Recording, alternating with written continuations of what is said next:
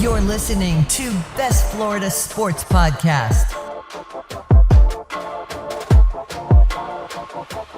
Welcome to Best Florida Sports Podcast Extra, the wild, wild west of the NIL.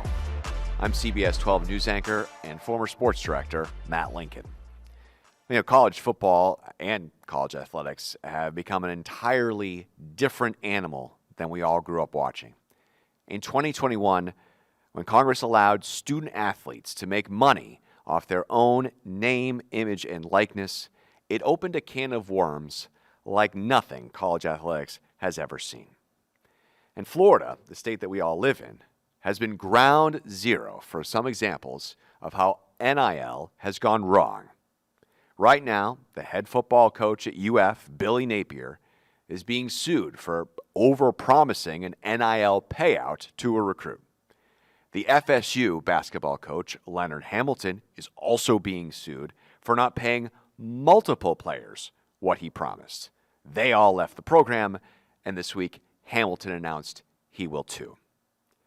The University of Miami basketball coach, Jim Larrañaga, just 2 years since leading the team to their first ever Final Four, quit in the middle of the season, saying he could not coach high-level college basketball in this current NIL atmosphere. So I set out to find out how NIL is working in the Sunshine State and where it all goes from here. You're going to hear from the athletic director at Florida Atlantic about how NIL has changed his job and how the NIL works at FAU. Plus, I also spoke to a former superstar at the University of Miami who missed out on a lot of NIL money and is now paying it forward with current Hurricanes athletes. But I thought the best place to start this conversation with is a young man that I met back in 2019.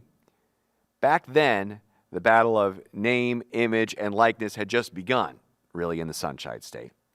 And Representative Chip LaMarca from Lighthouse Point in Broward County had drafted a bill for Governor DeSantis to sign so that Florida would be at the forefront of the push for NIL.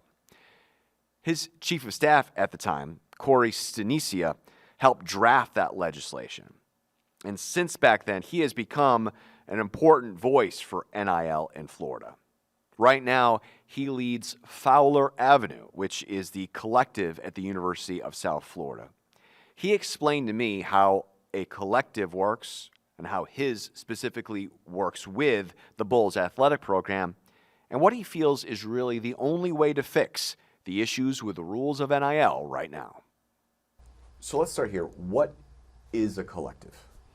So a collective popped up a couple of years ago, and really what it is a group of individuals or businesses that come together collectively to help support a specific institution or university.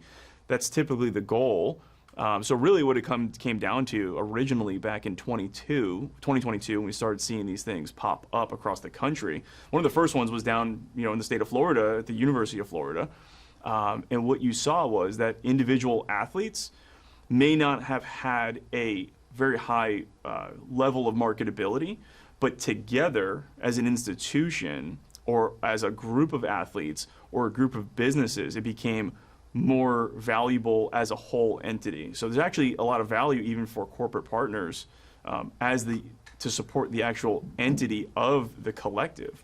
Instead of just picking one or two athletes to work with, you actually can get a greater swath of support financially, marketability, and all that. So it was kind of put everyone under one hood, one tent, and make the whole institution more valuable that way. Right. And then each athletic program has what kind of a relationship with that collective? Yeah, I would think every institution's different. I think we've seen some that have multiple collectives. And then usually what I've seen, and from my background in politics, it seems like there's typically a winner or a loser, and the universities typically will throw their weight behind one of these collectives and say, this is the one that we support or are focused on. And we have seen that across the country where, maybe collectives merge, or one says, okay, well, I'm not the chosen one, so I'll get out of the way. And let them kind of centrally raise the money. But we do see some that live harmoniously together, and maybe it's at some institutions that are big enough to support 2 or even 3. But a lot of times, resources are scarce. So you typically have a very good relationship with the school. But I have heard things where it's very precarious, or an athletic director or a coach doesn't have a great relationship with the collective. And I think that's when we're seeing some of them maybe start to fold or go away based on those relationships. Most of them are very strong. Yeah, why, if the collective is raising money for the athletic program, how could the relationship not be good? I think there's some pushback. Again, resources are scarce. And, the way that universities and institutions are trending, cash is king. And everyone's trying to raise money. And whether it's for facilities, right? I think you had athletic departments operating in a certain way for 40 plus years, right? Where we have to grow our budget. We have to grow facilities, right? Build facilities. That's actually what the recruiting tool is. And now, very quickly, in 2021, when things like our Florida law that I was helpful in, where you and I first met, where that went into play, and all of a sudden, coaches and athletic departments and athletic directors had to pivot and say, you know what? I don't know if the athletes actually care about the facilities. That should be the status quo. But now it's about raising money to actually pay the athletes. So there really is a power struggle, especially some schools that may not have the finances like you see at an Ohio State or a Notre Dame or a Texas or even the Florida Gators, right? Where you have vast amount of resources where you can share a little bit. But sometimes when the donors are scarce, there's only so many to go around, and the university, they've got to protect their own, and they've got to still fund their program, and they certainly don't want to lay people off. So it's just changing tides. And I think that's where you see some friction at some of the universities. So the collective collects the money and then just gives it to the athletic program, and they can do what they want with it? No, so actually, the collectives will raise money, right? Whether it's small dollar donors, like for instance at USF at Fowler Avenue is the collective that I run. We have everything from $10 a month to $500 a month donors, and you get whether it's T-shirts or access to the athletes or coaches. So it's more of an experiential fan club, if you will. But then we also have corporate partners as well. So we're raising money from large donors and large individuals, but also people with names on buildings and happy to write 6-figure checks, but also great Tampa-based businesses like Bloomin' Brands or Sonny's Barbecue, who are all interested in working with athletes. So instead of going to 1 or 2 athletes, they might come to us and say, hey, I just want to work with the collective as a whole. And from there, then we distribute money to athletes for deliverables. And I think there's some confusion, and even with some athletes from time to time, where this is not pay for play. Now, we can have an bigger argument or discussion about what does that actually look like, or how is their value being calculated. But the way these contracts are structured, everyone uses NIL, it's really rights of publicity. So these are all endorsement deals, even through the collective. So they have to do things for it, right? So we have corporate sponsors that say, well, I want them to show up to do an autograph signing or highlight my new buffalo wing or whatever it might be, and we're the ones that help facilitate those deals. So I think of it more of as a monthly retainer for certain deliverables, either for the collective itself, being with the fans and things like that, or with some of our corporate partners. So that's really what the collectives are doing, or selling merchandise.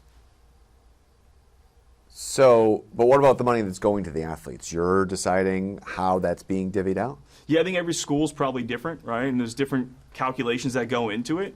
But again, I think a lot of these collectives, especially now with some rule changes and some law changes, we work very closely with admin, with coaching staffs. I would say the left hand does not know, always knows what the right hand is doing.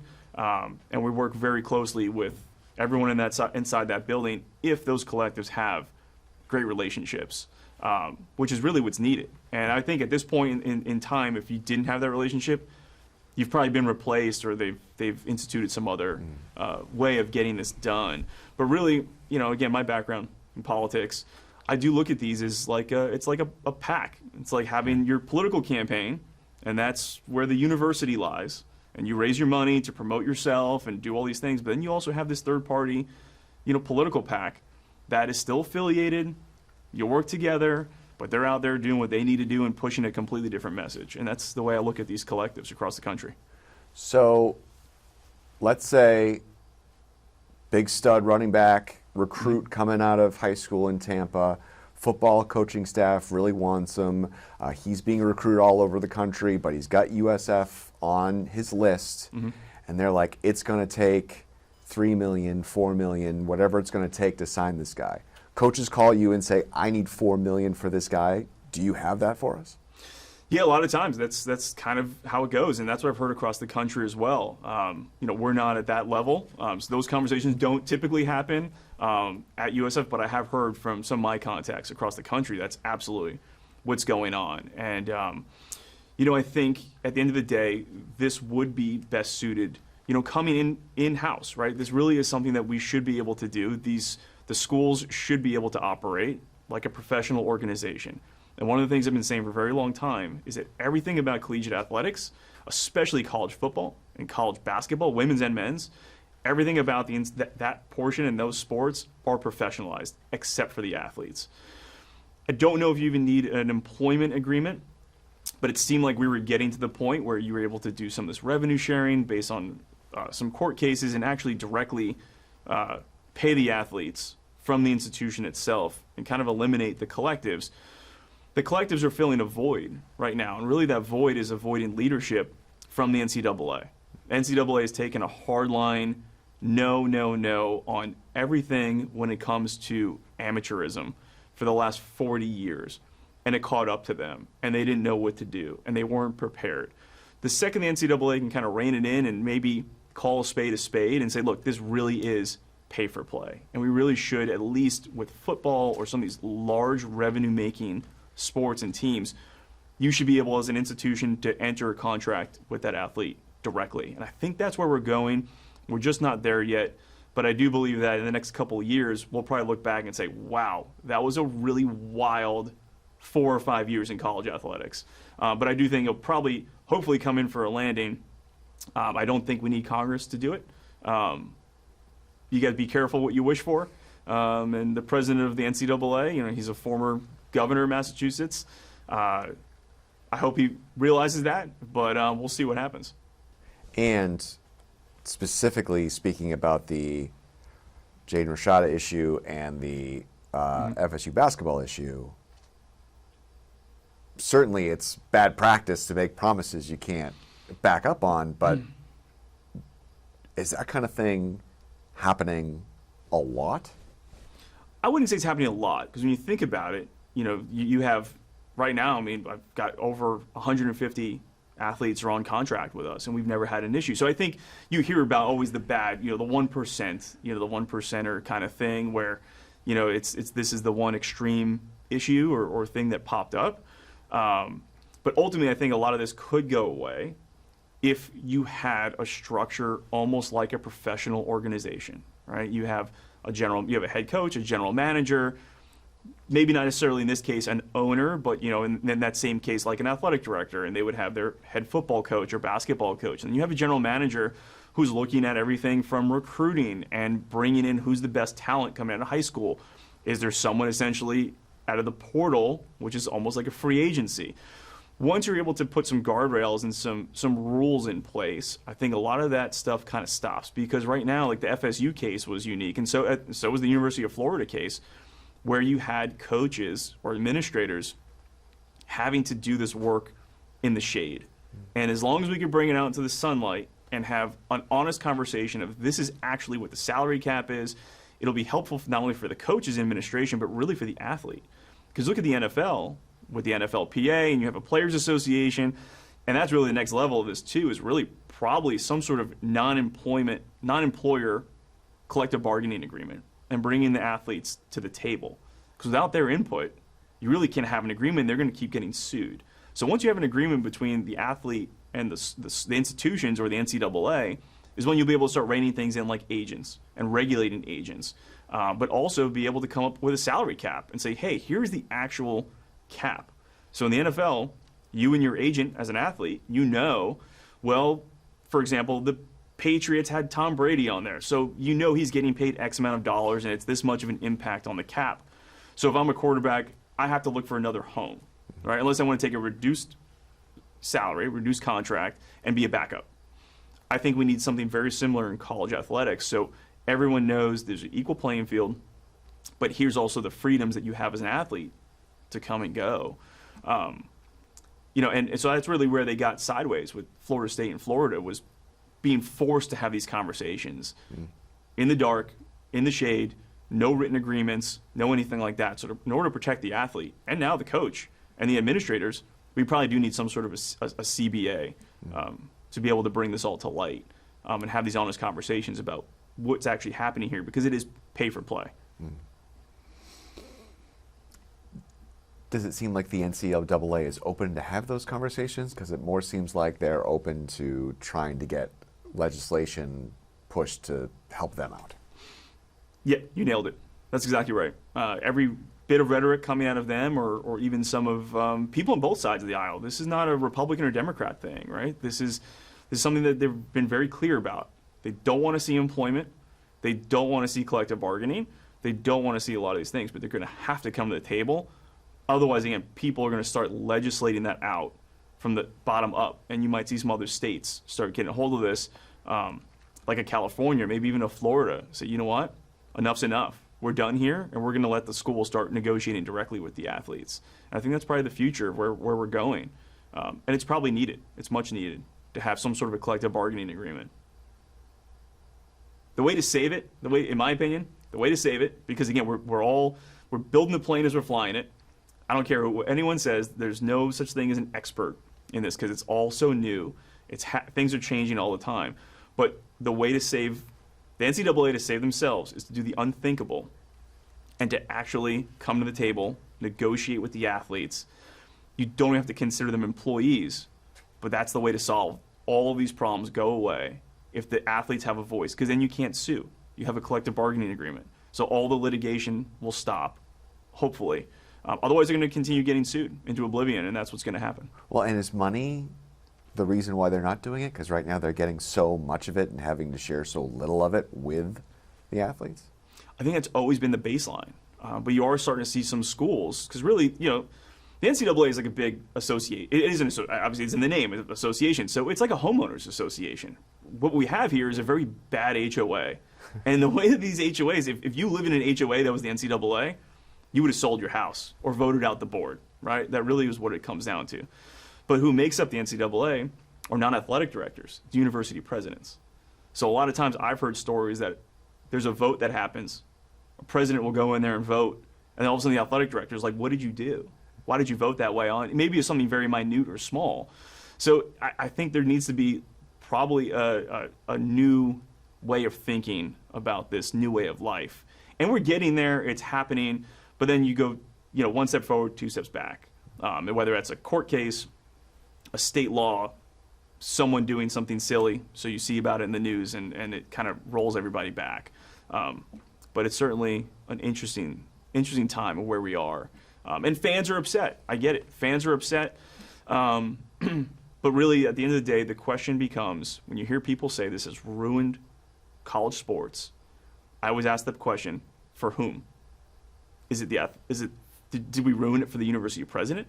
Did NIL and the transfer portal ruin it for the administrator, for the coach, for the fans? Who is it? Because it's certainly not for the athletes. The athletes are doing better than ever, and they're getting what they deserve. So that's really the question, is who did this ruin it for? And it's really about these young men and women and giving them the opportunities to benefit while they're in college off of who they are. And I'll equate it to this, and we use this line, me and Representative LaMarca, when I was his chief of staff. One of the talking points we wrote, because we knew it was going to come up, we said, hey, in Florida, we've got term limits, 8-year term limits. When you're done, or you get your 4th election and you go to Tallahassee and you're in year 7 and year 8, you don't have another campaign. Does anyone want your yard sign? I bet you got a garage full of yard signs that you can't get rid of, because they don't want your yard sign anymore. They want the next person's yard sign that's running. And that's exactly what happens in college athletics. You've got 4, maybe 5 years, maybe 7 years these days with the COVID year and all these waivers, and you got some guys that are 25, 26 years old still playing college ball, which is an interesting topic in itself, but they have a limited time to make money off of who they are while they're in college before they go off into the real world.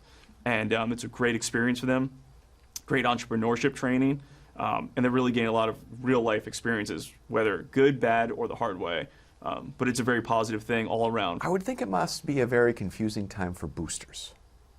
Like, what do I do with my money? You know, and if a collectives wants my money and the university wants my money and there are individual players who want my money, how do I choose what to do with it? Yeah, it's a great question. And, you know, for me, my opinion is this is the future. This is the way to go. Whether it's to the university, and it should be going to the university. I'm the first one to say that. The folks at USF that I work with every day, whether it's in the Bulls Club or the administration or the coaches, they know that I'm the first one to say that that's the proper way. Like, that is how it should be going, right? It should be the university can raise money. The university should be able to go build their facilities and use it how they see fit. But without being allowed to pay the athletes directly, the university is really in a bind. You really are between a rock and a hard place. So that is where you get some of the friction of, well, where does that dollar go? You know, how is it going to get split? I think some donors understand. Some people want to go the old way, or they want their name on a building. So they'll donate, right? But at the end of the day, I think the university is going to have to take a long, hard look at themselves as well and realize that these are bloated government agencies with a lot of red tape. When you look at, if a collective was, right now, the collectives are needed because there's a loophole and there's a lack of leadership out of the NCAA in Indianapolis that it's needed, but it's not necessary. If it was necessary, the New York Yankees would have a collective, the New York Jets would have a collective, the Dallas Cowboys would have a collective, any one of these professional organizations would have a collective for fans. The way they make money is on season ticket sales, jersey sales, popcorn sales, beer sales. When you go to Yankee Stadium and buy a hot dog, that's revenue generation. That really is where the universities should be raising money from, and they should be paying their players accordingly for their performance. And we're not there yet. The NCAA is not there yet. Once they allow that performance play, it'll be so much easier for the donors to understand, it'll be easier for the admin to understand, and the athletes to understand. So until that time comes, we're going to be stuck in this weird, very awkward, Wild West limbo that we're in until the NCAA picks himself up by their bootstraps and say, this is what we're going to do, and this is how we're going to change it, and we have to change our way or we're going to go extinct. So we need to go to that more professional model. It'll give a lot of clarity to a lot of different people.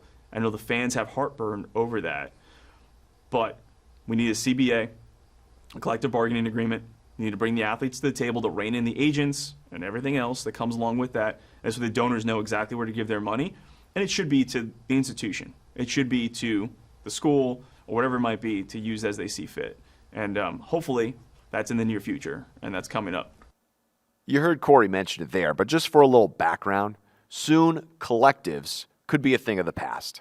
A landmark settlement between the House of Representatives and the NCAA is expected to be finalized, which would allow for the new revenue sharing model where schools would be able to pay out about $20 million per Power 5 school directly to the student athletes.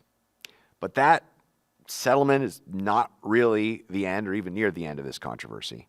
The U.S. Department of Education announced that the payouts must abide by Title IX, which means that that money would have to be shared equally between men's and women's sports. A lot of people say that's not exactly fair when football is producing most of the revenue. And this is all happening while representatives from the NCAA are fighting in D.C. for Congress to give them exemptions from all this because they say they want to keep the amateurism in college athletics.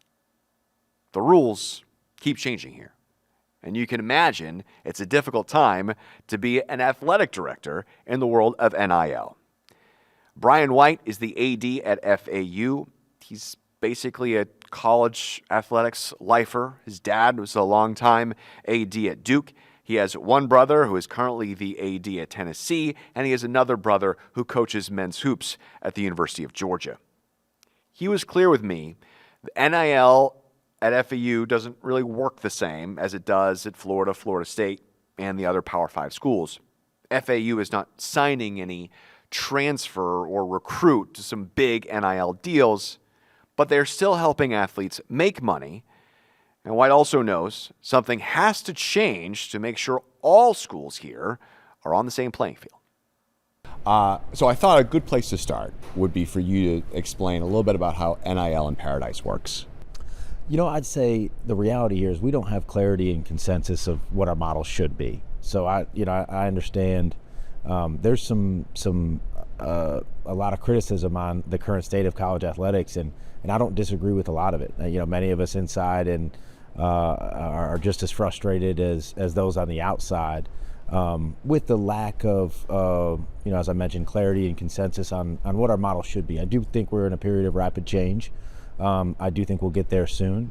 Currently, you mentioned NIL in Paradise is our collective. That is a group of folks that helps our student athletes with NIL opportunities in the community, and we've had some really generous donors that have really stepped up and supported our student athletes through our collective NIL in Paradise. The way the rules are currently set up, we're not allowed to provide any compensation for our student athletes beyond the scholarship, the cost of attendance, and some other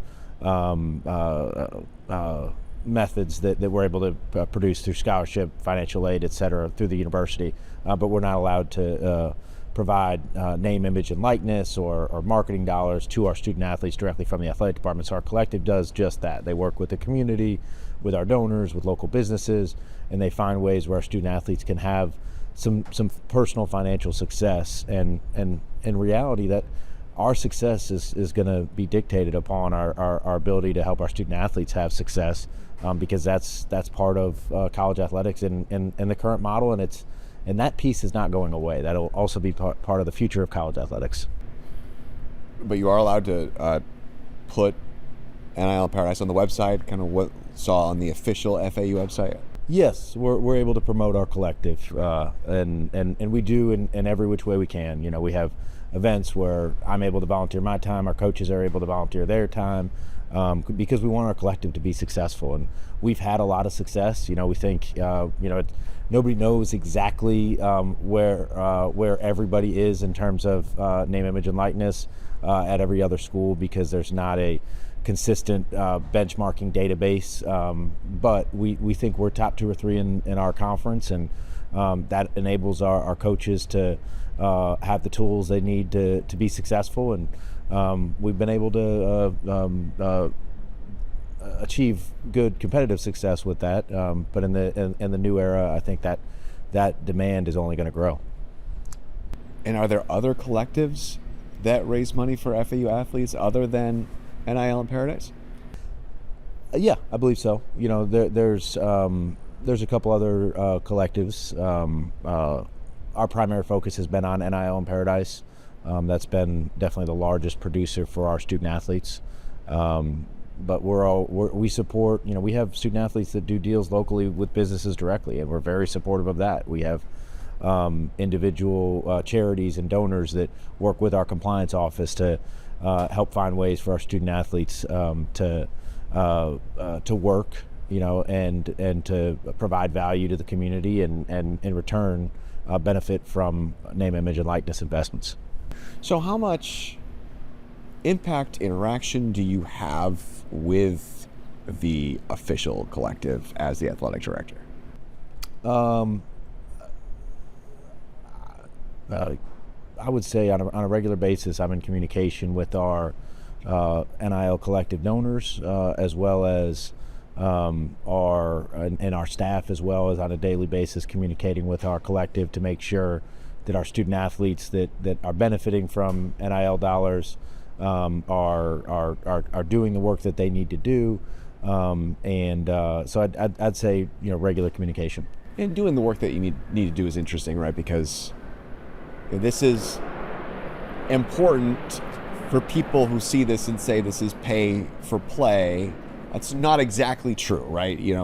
There is money coming into this collective, but then the athletes do have to do something in return. Absolutely, yes. They have contracts with the collective, and they have to either make appearances at local events, or they have to have documented that they actually did work, and that's part of the NCAA guidelines on name, image, and likeness. which has been the world we've been living in the last 2 to 3 years. Yeah. Now, on the website, there's each specific athlete has, a charge, I guess, for what they will do to mention something on social media, or how much of all those charges on that NIL in Paradise website, how much of that goes back to the athlete? That's between the athlete and the collective. That is not a business agreement that the athletic department can be a part of. So a lot of that is...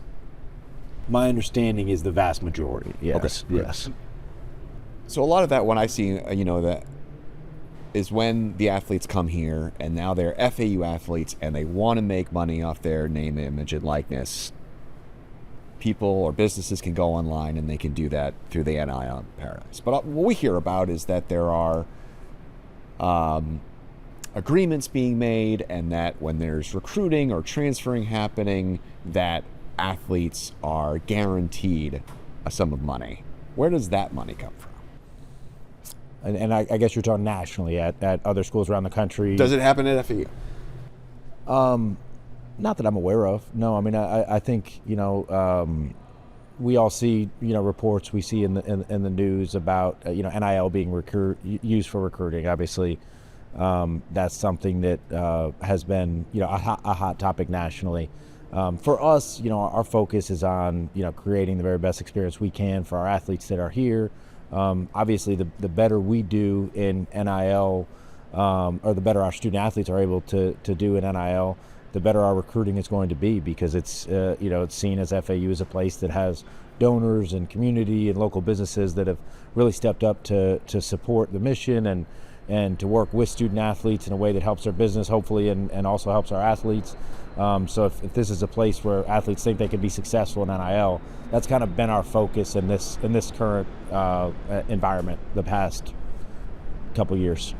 So if there's a stud running back at Boca Raton High School or anywhere, and they say, I want to come to FAU, but these other schools are offering me $50,000, $100,000 in an NIL deal. Right now, FAU is not making any of those types of guarantees. Our coaches are not making those guarantees, but I would say our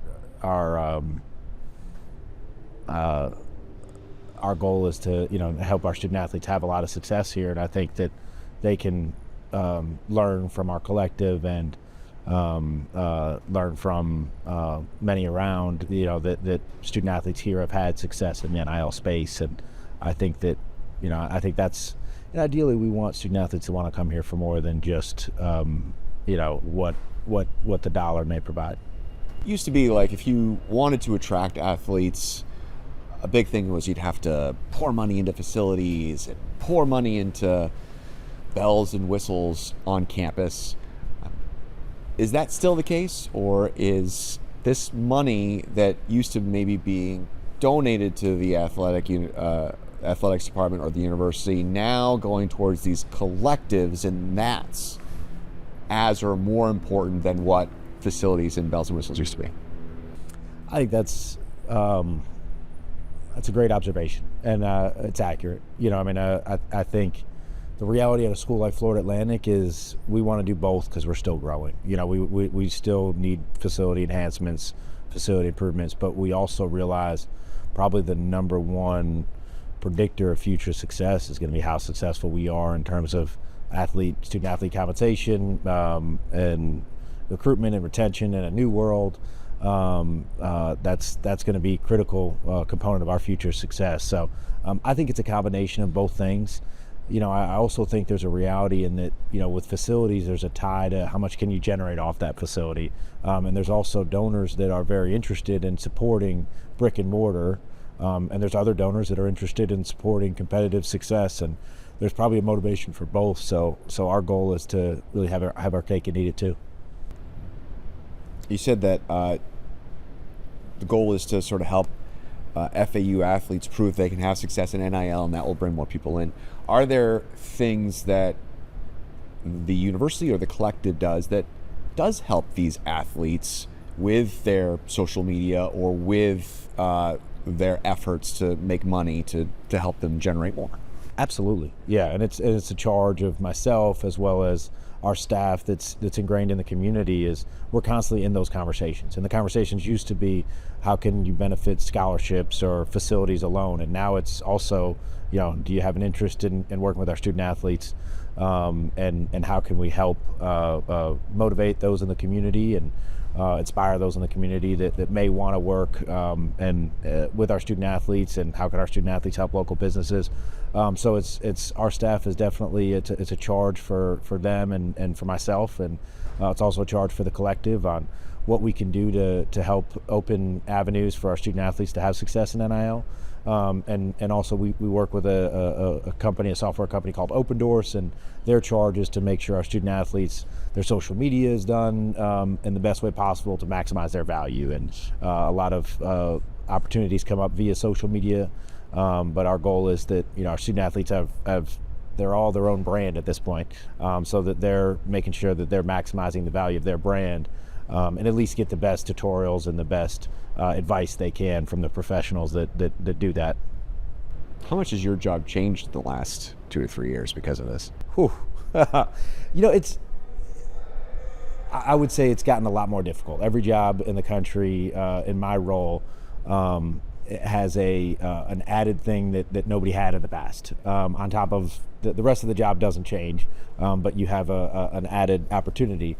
But I also think it's, for those that embrace it, which we have here, it's also an opportunity to help grow a brand like Florida Atlantic that I think is in its infancy. And, this place has incredible unlimited potential, and you see the local wealth in this community, and the corporate wealth as well as the individual wealth. I think the opportunity is there for us to really benefit from changing times. And that's it is a period of radical change right now in college athletics, and like many other businesses, when you have a period of radical change, there's those that resist change and maybe don't. I wouldn't say survive, because I think that college athletics is going to be just fine, and college sports at every school is going to be just fine. But I think that there'll be winners and losers in this period of change, and we've shown that we've had a lot of success in the NIL space relative to our level. And I think in the new world, we're going to continue to have success and maximize the things we have going for us, and I think we'll be better for it. Some people have called this the Wild Wild West. Is that what it feels like sometimes? Of course, yeah. No, there's no denying that. I mean, there's just no clarity on what the rules are, and there's no consensus on what the rules should be moving forward. So that's the difficult part, and not that anybody.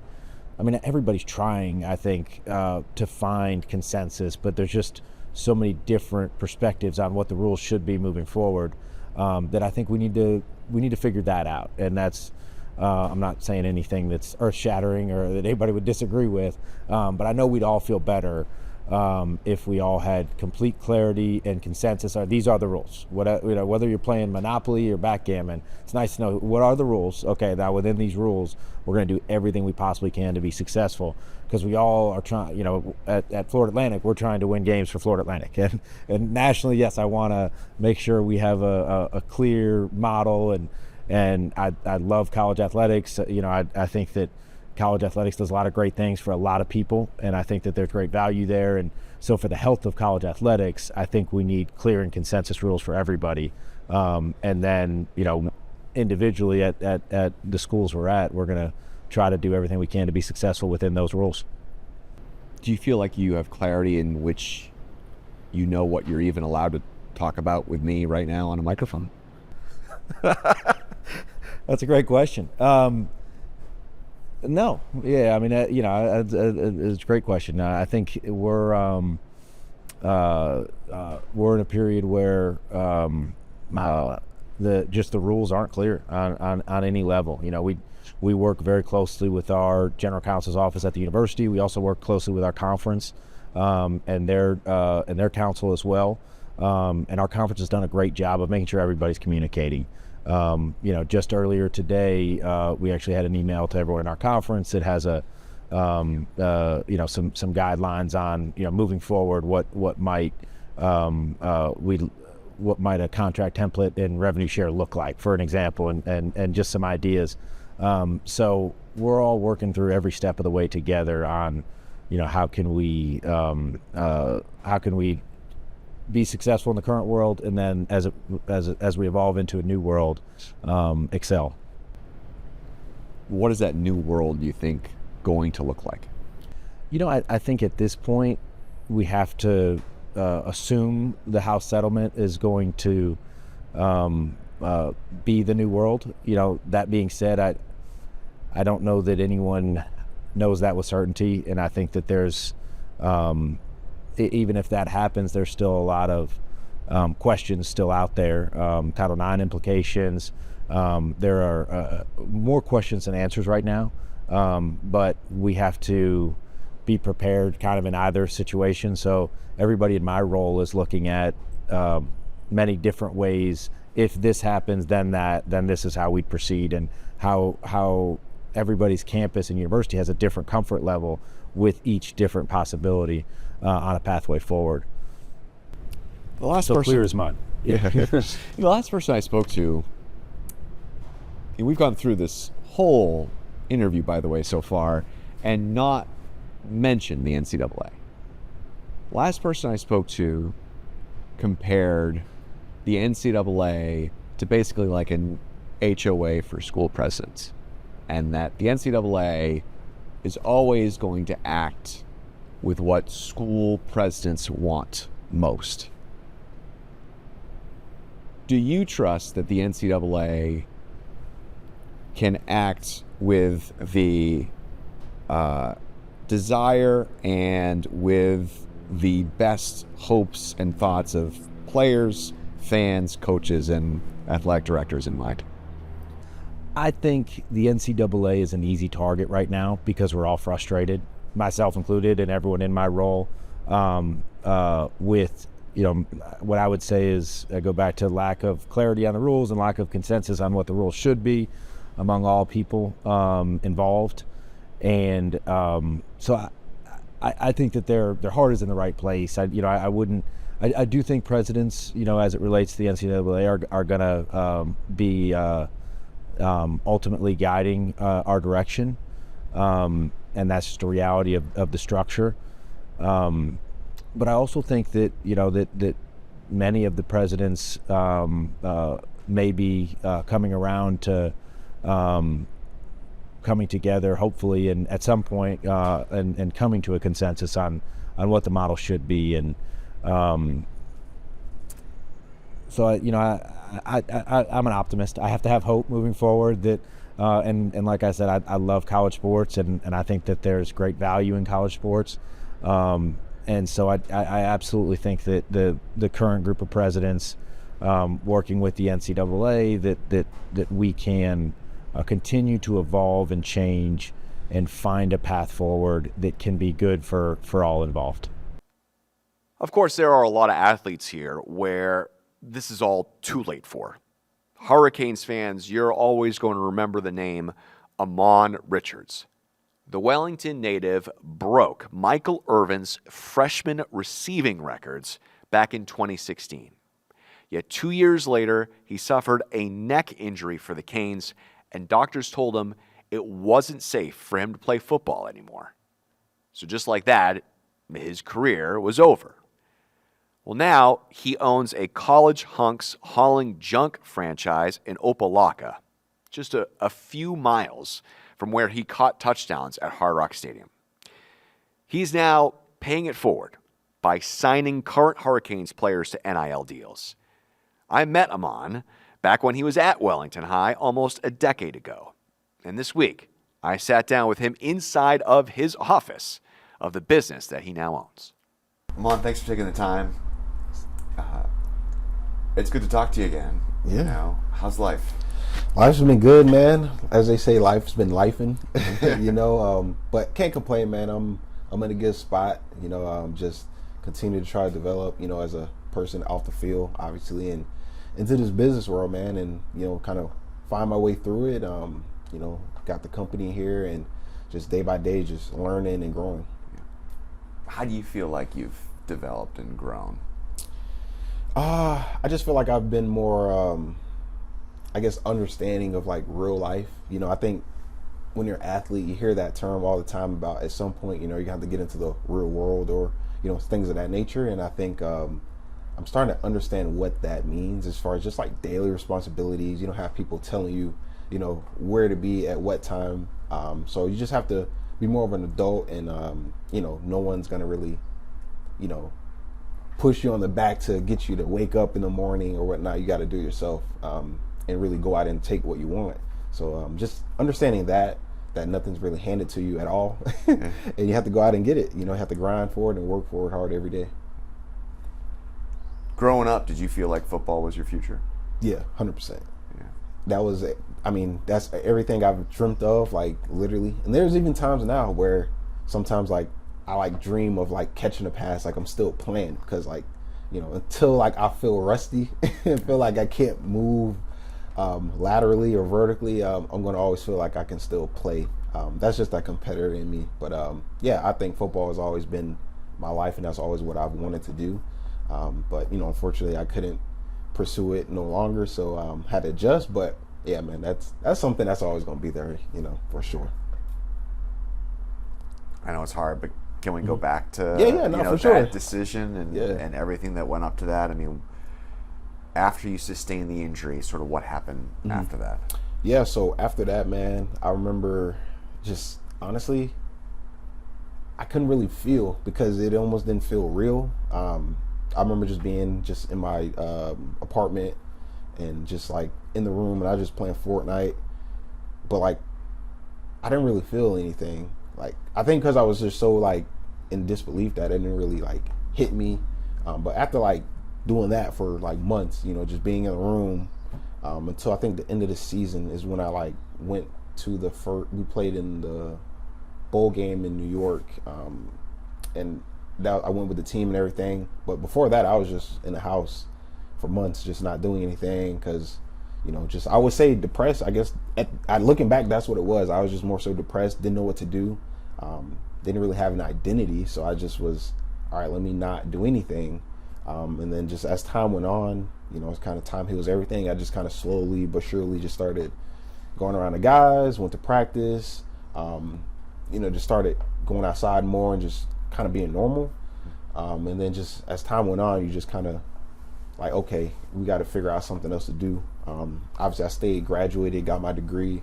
And then it was just like, all right, what else can we do to try to, be great at? Because everything's like a ladder, all right, what's next? And it's like, okay, I think I, know a little something about the business world. I think I'm a smart guy. Let me just figure it out. And slowly but surely just started putting together the pieces, and it kind of worked out.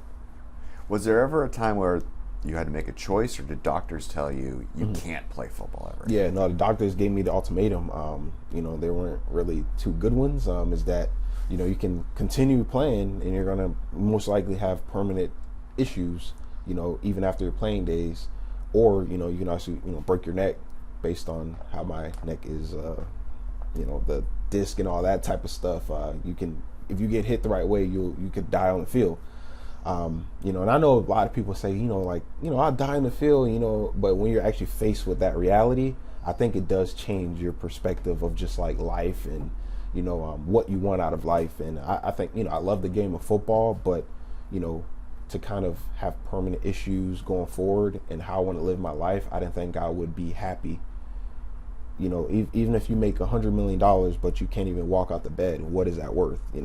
Like, how do you, like, I didn't value that part of it. I value playing the love of the game, but not the financial side of it. Obviously, so much was made after your freshman year, right? I'm sure you felt like crazy. The future was as bright as it could possibly be. Yeah, now freshman year is insane. I knew it would happen. Just how it happened so quick, I didn't expect that, I would say. I thought going in, like, I wanted to start. I wanted to play early. I always felt I was good enough to do so. Just, when I'm at Wellington, I felt like I was getting like double, triple covered almost every game. So I'm like, in my mind, I'm like, well, if I have one person guarding me, at least that's half the battle. So, I always, thought that way. But going in, breaking Michael Irvin's freshman record, I did not think that would happen.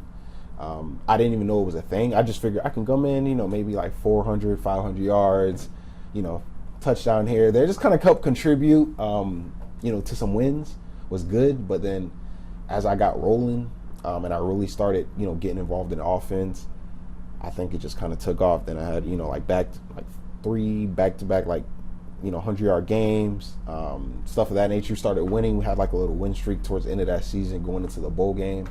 So, it was crazy. And honestly, I didn't change like the way I walked around or anything from the start to finish because, I was just grateful to be there. And it was like a dream turned reality more so, thought about having success at the U and then to actually do it where you got like Michael Irvin messaging you and all like the greats, right? It's just kind of like, like what the heck? Like, I didn't think that would happen, but I knew I have some type of success, but not on the level I did out the gate.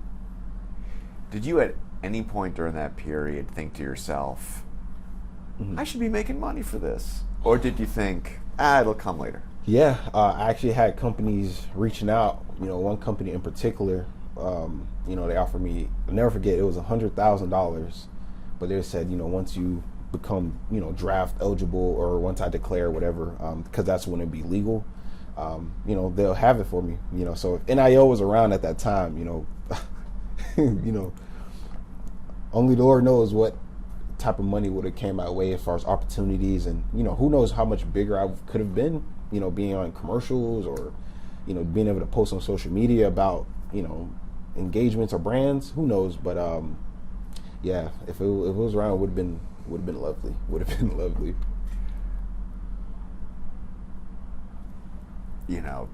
People like to say that big time college players back there are making deals under the table all the time. There's money all kind of coming in everywhere, and it's all just hitting it all. Just happening. Were you seeing that back then? So recruiting process, I was, other schools, yes, they would, let me know, like, what it would take to come there, or whatever it would take. But, just the way I saw it as like, at that time, I'm like, the money's going to come in the future. Like, so I actually want to go to a school where I feel like I can, one, like help, build up. And then two, as far as like my actual, position and receiver, like, does the offense fit what I like versus, are you're going there just for, a dollar.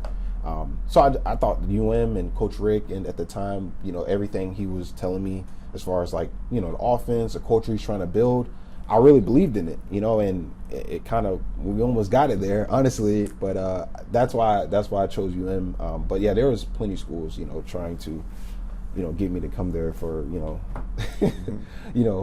under the table things, was.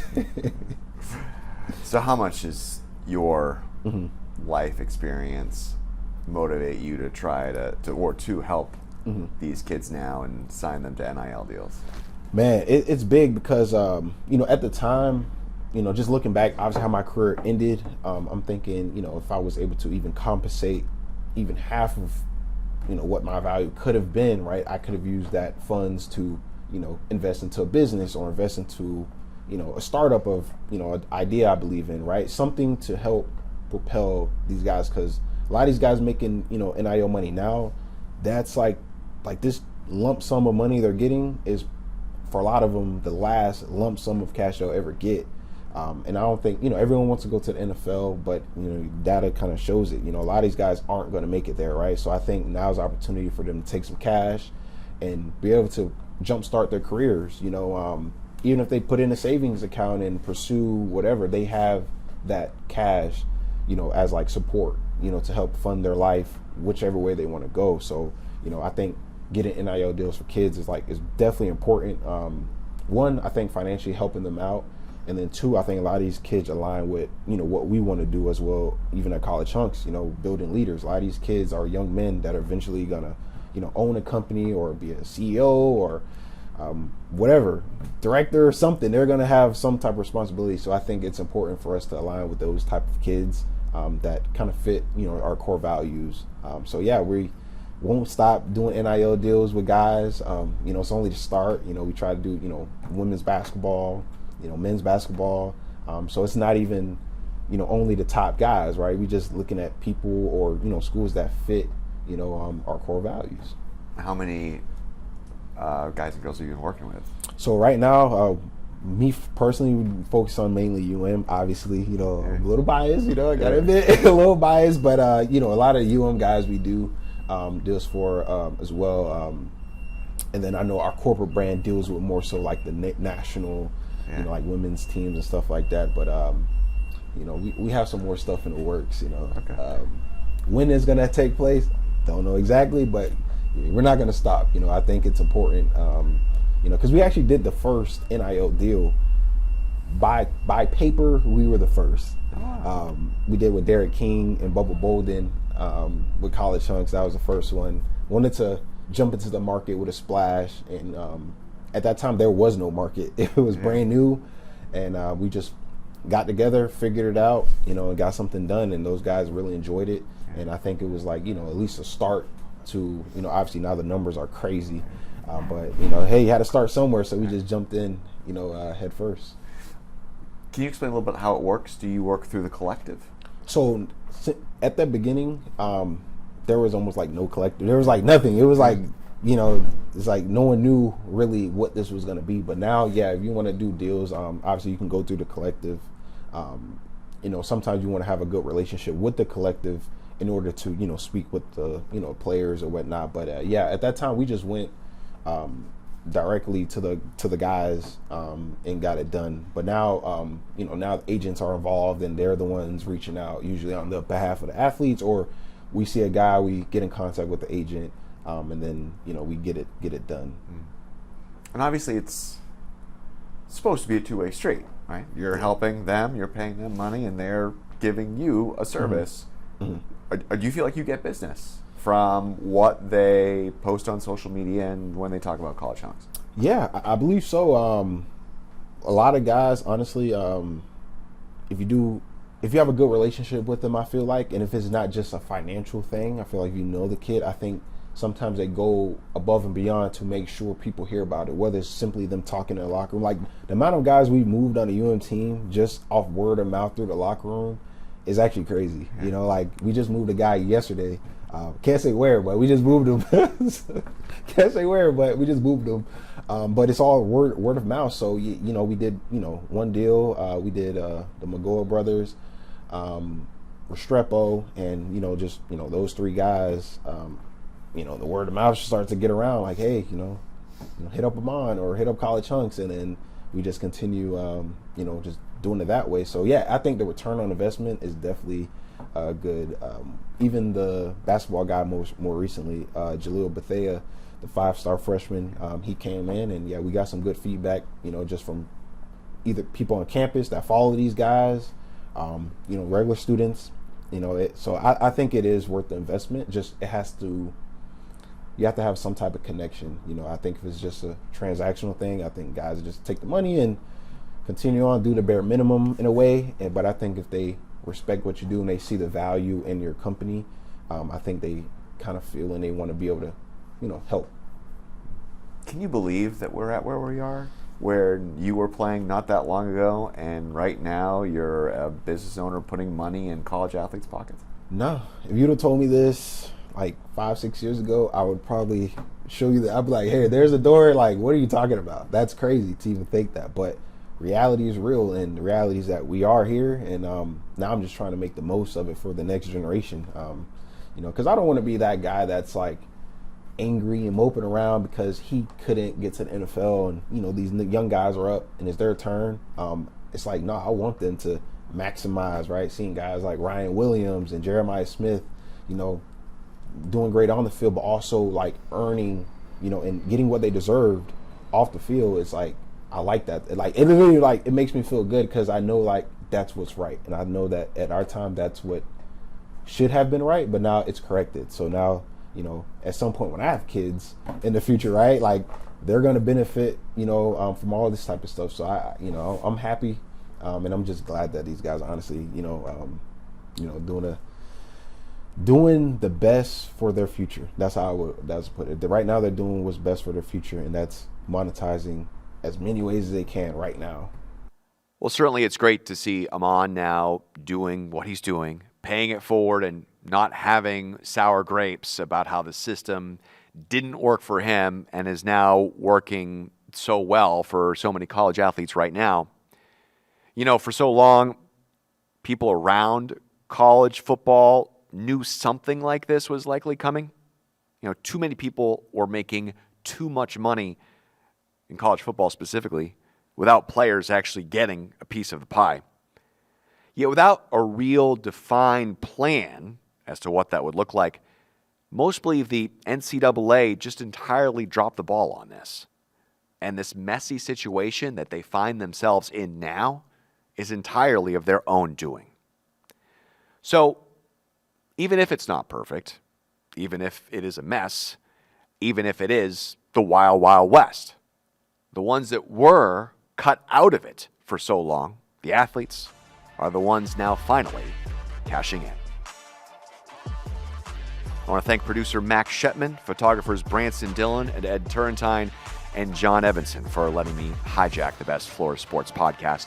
If you'd like to talk more about NIL in Florida, you can reach out to me by email at mlincoln@cbs12.com or on social media at LincolnCBS12. Best Florida Sports Podcast drops every Thursday morning. Listen on your favorite platform or watch on YouTube.